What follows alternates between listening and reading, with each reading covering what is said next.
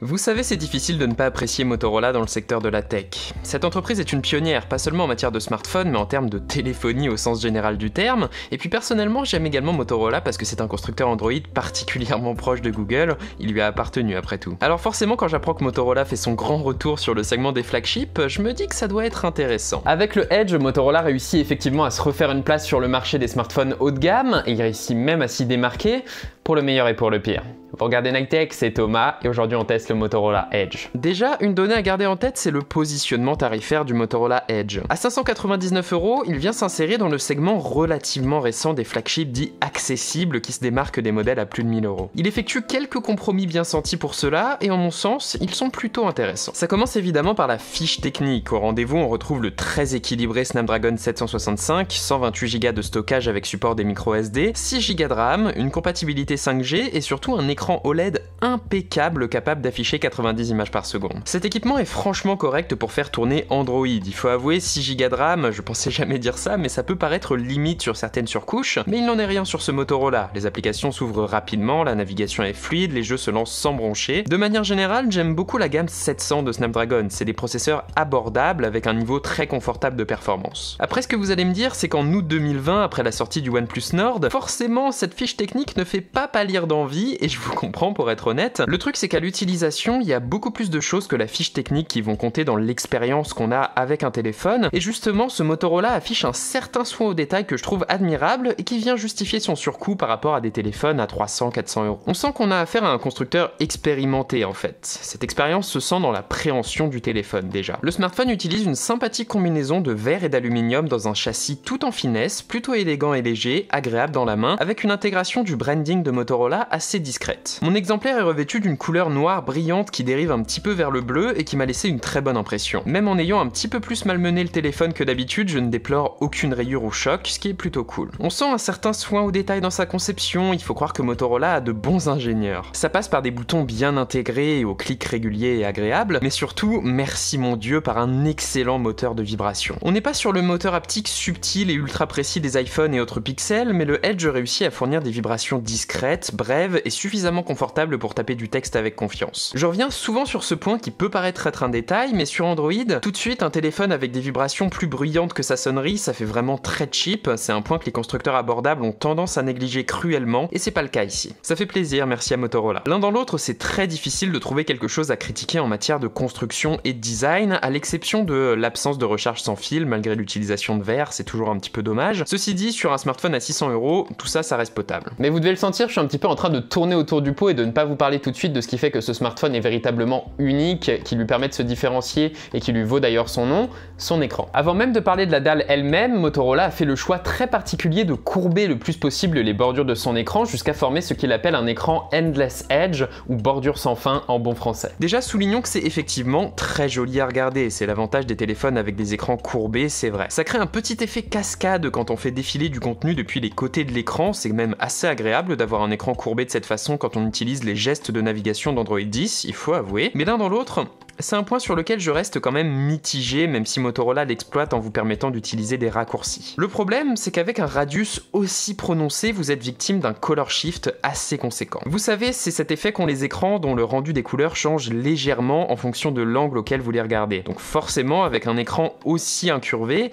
même quand vous faites parfaitement face au téléphone, ces bordures posent un problème. Elles vont avoir une tendance un petit peu désagréable à s'assombrir et à dériver vers les tons verts quand l'écran devrait afficher du blanc. Très concrètement, dans beaucoup d'applications, surtout dans le mode lumineux, les bordures du Edge forment un espèce de halo verdâtre autour de votre contenu. On s'y habitue et ça s'efface dès que l'écran affiche de la couleur ou du noir, mais c'est suffisamment notable pour que je me sois demandé s'il n'y avait pas un problème sur mon modèle. Fort heureusement, Motorola a intégré une fonction de barre numérique disponible en permanence sur la bordure du téléphone. Il suffit d'appuyer 2 fois dessus pour désactiver une partie des bordures du Edge et faire en grande partie disparaître ce problème de halo, mais ça reste quand même vraiment dommage. Avec cette fonctionnalité, on dirait tout de même que Motorola avoue à demi-mot que la courbure de son écran écran est plus ou moins inutile et même potentiellement problématique. C'est assez drôle parce que Motorola vend cet écran incurvé à l'extrême comme permettant une meilleure immersion dans vos contenus, mais dans les faits, c'est tellement abusé que regarder une vidéo YouTube en plein écran devient juste comique et impossible. Voilà, maintenant que j'ai dit tout ça, vous devez penser que ce smartphone devrait être disqualifié d'office et jeté dans l'oubli. Je pensais un petit peu comme vous les premières heures, mais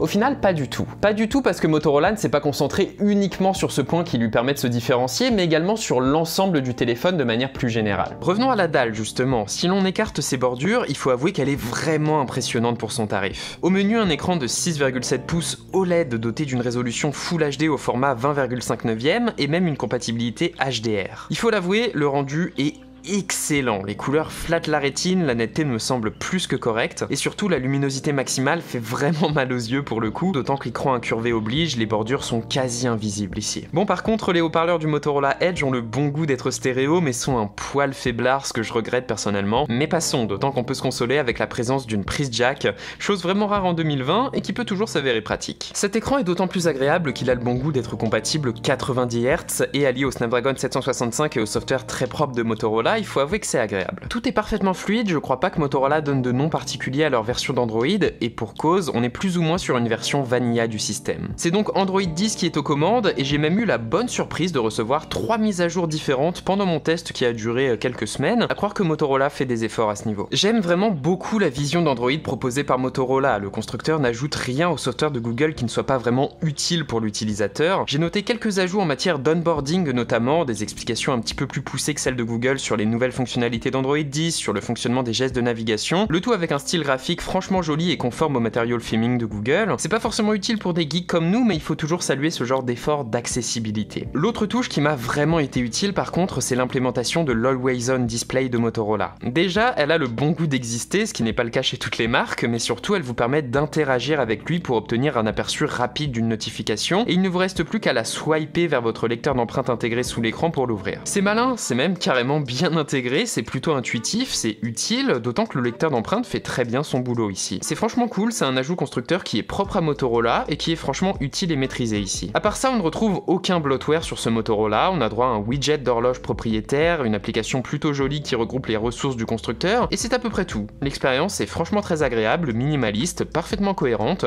tout est fluide et semble bien optimisé, vraiment, bravo à Motorola. Et justement, cette optimisation et cette configuration équilibrée fait également du bien au Edge en matière d'autonomie. Avec 4500 mAh, un écran Full HD et dans mon cas l'option 90 Hz activée en permanence, je tenais facilement autant de temps qu'avec mon iPhone 11, à savoir une bonne grosse journée et demie d'utilisation. Quand bien même vous viendriez à manquer, le Edge est fourni avec un chargeur rapide de 18 watts, ce qui n'est pas spectaculaire mais qui fait très bien le travail, et l'un dans l'autre en matière d'autonomie, il est vraiment très bon ce Motorola Edge, rien à dire. Allez, on arrive à la dernière partie, la partie photo, sur laquelle j'ai tendance à tacler assez sévèrement ce genre de smartphone, mais c'est pas le cas ici pour être honnête. Ce Motorola emploie une formule désormais très classique, un équivalent 50 mm de 8 mégapixels, un ultra grand angle de 16 mégapixels et un objectif classique grand angle qui emploie un de ses capteurs de 64 mégapixels ultra large. C'est la première fois que je vois ce genre de combinaison être bien exploité. Le capteur principal offre un rendu assez neutre avec des couleurs légèrement boostées mais agréables à l'œil, des contrastes bien présents, une dynamique plus qu'honorable et surtout une impression de profondeur qui est typique des grands capteurs et que je trouve assez intéressante. On est loin des résultats synthétiques que j'ai pu regretter sur certains autres téléphones avec ce même capteur, et à part ça,